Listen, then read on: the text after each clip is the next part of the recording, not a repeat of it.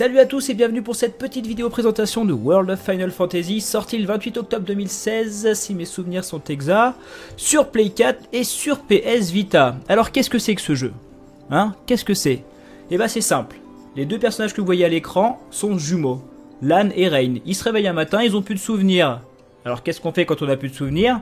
Eh ben on les retrouve. Bah là le principe du jeu il est très simple. Il y a une meuf qui arrive, elle vient nous voir, elle nous dit « Eh les mecs, si vous avez plus vos souvenirs, je vous ouvre un monde parallèle qui s'appelle Grimoire.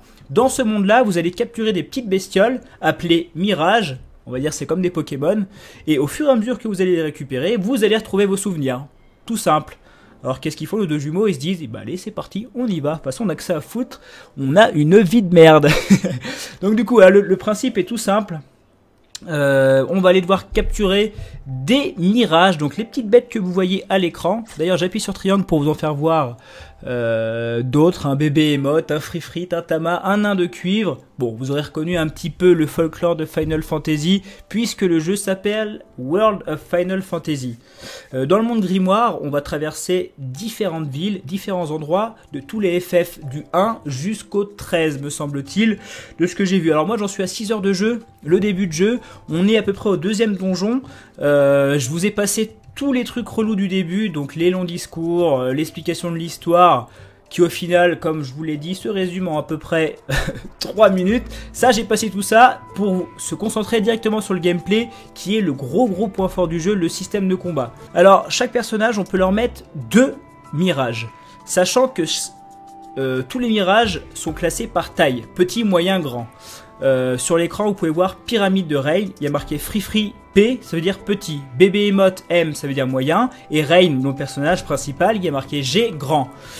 Chaque personnage a une taille, et en fonction de la taille, on peut les classer en pyramides, sachant que ces pyramides-là vont servir en combat. On peut rester en pyramide, on peut détacher les pyramides, mais tout ça je vais vous l'expliquer tout à l'heure. Le plus simple pour l'instant, c'est que je vous laisse découvrir le monde de World of Final Fantasy.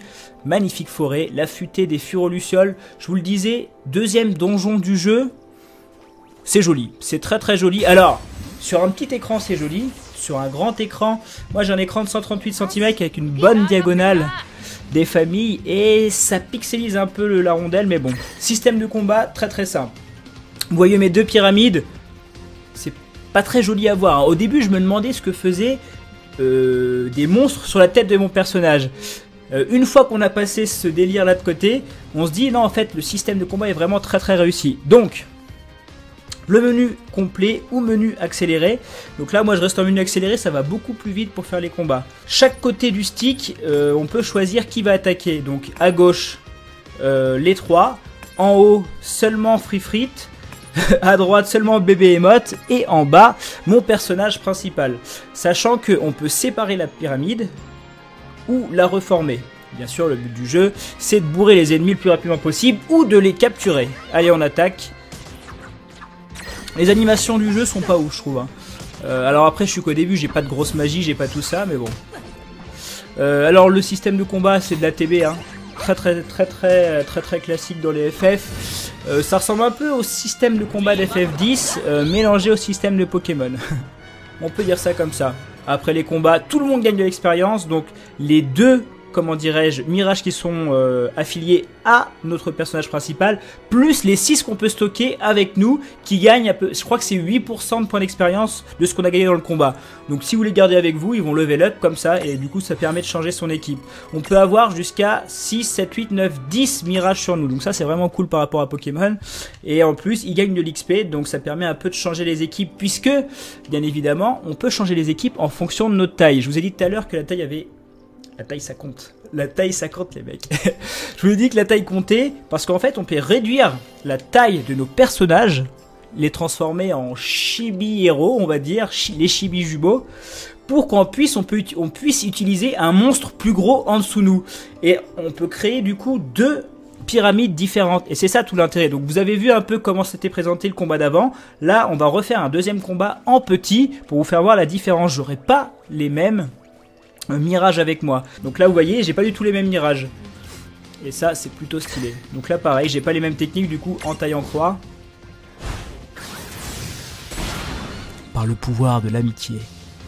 Donc voilà, tout ce système de mirage, de pyramide est vraiment très très réussi, sachant que chaque mirage a des compétences différentes qu'on peut débloquer en fonction du niveau qu'il a, et chaque mirage a son importance quand il est choisi, puisque un mirage mis avec un autre mirage peuvent créer des affinités et peuvent créer par exemple des techniques, c'est-à-dire 2 mirages de feu font feu plus, un mirage de feu plus un personnage physique peuvent faire des techniques que l'on n'a pas. Par exemple, vous voyez, avec avec la main là, je sais plus comment elle s'appelle, je peux faire la technique lancer, ce que je n'aurais pas pu faire avec un autre mirage. Et voilà, là ça fait des techniques, on va dire fusionnées, si on peut appeler ça comme ça. Le seul truc que j'ai trouvé vraiment casse-couille au début du jeu, c'est sa linéarité. On va tout droit, on va pas à gauche, on va pas à droite, on va tout droit mon gars. C'est FF10 ou FF13 mais puissance 10. Alors peut-être que ça va s'ouvrir par la suite, mais pour l'instant c'est fermé. C'est vraiment fermé. Hein. On peut pas dire que c'est les journées portes ouvertes dans le jeu. On verra bien par la suite, mais bon. Ah, un petit bébé émote. Je vais essayer de vous faire voir comment on peut capturer un mirage. Alors, voilà, parfait. Chaque mirage se capture d'une manière différente, c'est-à-dire qu'il faut faire quelque chose pour le capturer. Qu'est-ce qu'il faut faire pour le capturer? On ne le sait pas forcément, donc il suffit de faire le sort acuité. On fait acuité, ça va nous mettre les forces et faiblesses, comme d'habitude, du mirage, et bien sûr ça va nous mettre comment le capturer. Donc là, utiliser une attaque physique, ce que j'ai fait, donc normalement je devrais pouvoir le capturer assez facilement. Ah oui, chose que j'ai pas dit aussi, nos mirages plus notre personnage, quand ils forment une pyramide, les PV s'ajoutent. Bien évidemment, si je défais la pyramide, les 3 personnages sont séparés et les PV sont séparés. Sachant que les ennemis font assez mal dans le jeu quand on est séparés, donc mieux vaut rester en pyramide, sauf quand la pyramide se défait. La pyramide peut se défaire et du coup ça peut nous mettre KO. Donc là on va capturer et voilà. Le système de capture est assez simple. Dès qu'on fait ce qu'il faut pour comment dirais-je, déclencher le halo autour du mirage, on le capture. Alors des fois c'est pas du premier coup, il suffit de le blesser un petit peu et ensuite de le capturer. Un peu comme Pokémon. Mais il faut quand même à la base déclencher ou alors faire le sort acuité pour bien savoir ce qu'il faut faire. Parce que des fois il faut soigner un mirage, des fois il faut en attaquer un autre pour en capturer un. Pas mal de choses comme ça, enfin c'est vraiment stylé. Alors qu'est-ce que c'est que ce truc? Donc ça c'est un... Alors comment ils appellent ça? Allez, une brèche sombre. En fait, dans les brèches sombres, vous allez vous combattre contre des ennemis qui sont plus forts que vous. Là, niveau 13, moi je suis à peu près à niveau 10. Maintenant que je vous ai bien expliqué le système de combat... Non, je vais pas le tenter. Non, je le tente pas. Je suis petite quéquette, je le tente pas parce que je l'ai essayé je sais plus quand. Et je me suis fait bourrer l'oignon. Donc, non, je le tente pas. Pas tout le temps.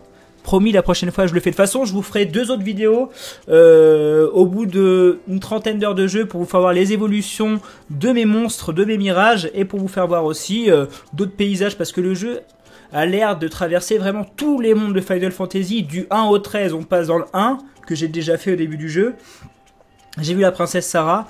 Qu'est-ce que j'ai vu d'autre? Pas grand chose vu que je suis à 6 heures de jeu, mais j'ai vu qu'on allait aller dans FF6, dans FF7. Ça. Vraiment du gros fan service. Et là, j'ai décidé de se présenter cette partie-là parce que je trouvais le niveau de l'arbre très joli. La futée des Furolucioles. La Furoluciole de ces morts. On va essayer de trouver un combat. Bon, voilà, c'est ce que je vous expliquais tout à l'heure. Les mirages peuvent déclencher des choses sur la map en fonction du mirage choisi. Donc là, j'ai trouvé une petite queue de phénix bien sûr, qui sert à ressusciter un allié décédé au combat. Ah, un petit pampa. Je sais même pas si j'en ai capturé encore. Ah bah, nouveau type de mirage, parfait. Eh bah allez, on va le faire. Ah le bâtard. Je suis pas assez rapide et il a fui comme un lâche. Il y a un système de matériel un peu comme FF7. Vous trouvez des, on va dire, des miralites un petit peu partout dans le jeu. Ils sont assez rares et vous pouvez les équiper à vos personnages. Ça va leur filer des sorts. Donc là, j'ai mis acuité à lui. Vous pourrez aussi trouver des miralites de feu, etc. pour prendre soin. Pas mal de choses comme ça. Et plus vous avancez dans le jeu, dès que vous atteignez le niveau 80, vous pouvez en débloquer plus et en équiper 4 ou 5 par personnage. Chose que j'ai oublié de vous dire, quand on avance dans le jeu, on débloque aussi des sauveurs. En fait, dans le jeu World of Final Fantasy, vous avez des sauveurs. Ces sauveurs, c'est en général des persos principaux des épisodes de Final Fantasy Au début, j'ai croisé le premier sauveur, c'est bien sûr le guerrier de la lumière. Un guerrier de la lumière qui me permet, pendant les combats, de faire une technique spéciale. J'ai chopé Sephiroth aussi, mais ça, c'est parce que j'ai acheté l'édition Day One et qu'elle était débloquée avec l'édition Day One. Pokéball, go! C'est vraiment comme Pokémon, hein. Mais en mieux. Les ennemis aussi peuvent se mettre en pyramide. Et je vais vous faire voir qu'on peut casser une pyramide. Quand on casse une pyramide, ça assomme les personnages et ça leur fait attaquer, ça leur fait perdre un tour d'attaque. On ne sait pas si on peut le voir. Hop, là j'accélère un petit peu, on se chier bien sûr. Hop, on attaque. Voilà, vous voyez l'espèce d'équilibre qui est en train de tomber. Si je rattaque, ça va se casser la gueule. Et voilà, la pyramide tombe, les personnages sont confus, la confusion est parmi eux. Et là, ça me permet, vous voyez, la jauge d'attaque à gauche, elle ne monte plus ou alors beaucoup moins rapidement pour eux. Bien sûr, je peux choisir le menu de combat complet. Et là, ça fait un petit peu comme un FF7. On va dire entre FF7 et FF10. On peut défaire la pyramide, capturer les compétences que vous voyez toutes, feu du goupil, lancer, etc. Et bien sûr, le sauveur dont je vous parlais tout à l'heure, que nous allons faire. Alors, guerrier de la lumière ou Sephiroth? Allez, guerrier de la lumière. Et vous allez voir la musique qui va se transformer, la musique de combat qui va être modifiée. Allez, on va faire ça. Gros clin d'œil aux épisodes précédents, bien sûr. Comme je vous disais tout à l'heure, je referai 2-3 autres vidéos. Peut-être que je vous ferai voir une évolution, parce que j'en ai pas vu encore et j'ai hâte de voir. Et... oh, quelle musique!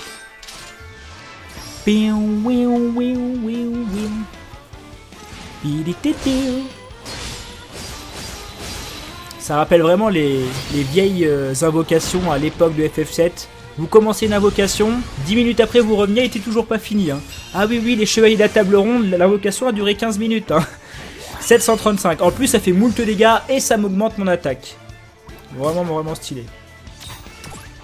Hop, on va refaire une petite compétence. Harmonisation du feu, ça veut dire que j'ai deux personnages à moi qui ont des affinités avec le feu. Ils s'harmonisent tous les deux et du coup, on peut faire une grosse attaque feu. Par le pouvoir de l'amitié, bien sûr. Je pense que je vais vous faire voir vite fait le déblocage de compétences dans le sphérié. On va faire ça. Là vous voyez j'ai pas mal de points de compétences avec un monstre que j'ai trouvé il n'y a pas si longtemps que ça. Bipolézard. De ce que j'ai vu les évolutions sur internet ont l'air vraiment très cool.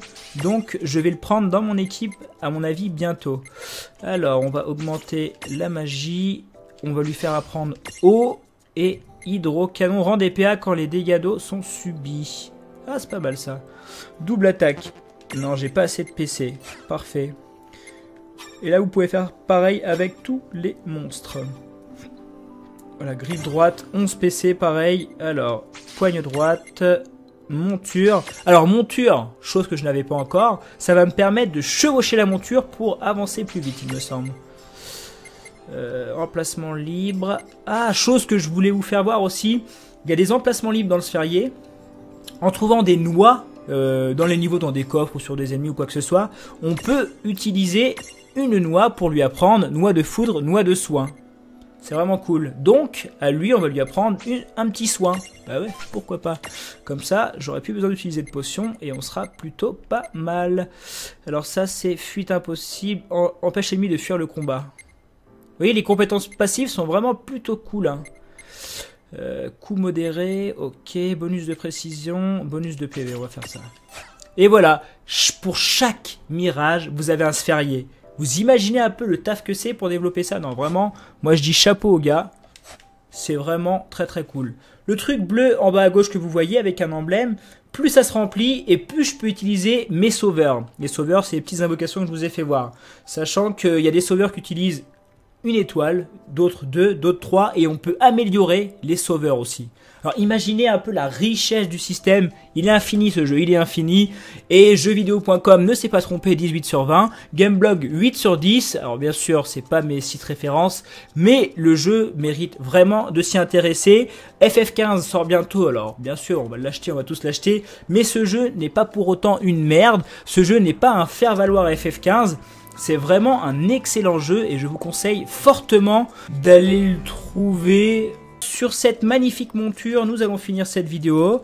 On se retrouve dans une petite semaine sûrement pour la deuxième vidéo. Je pense qu'en une semaine, j'aurai le temps de jouer 20 heures.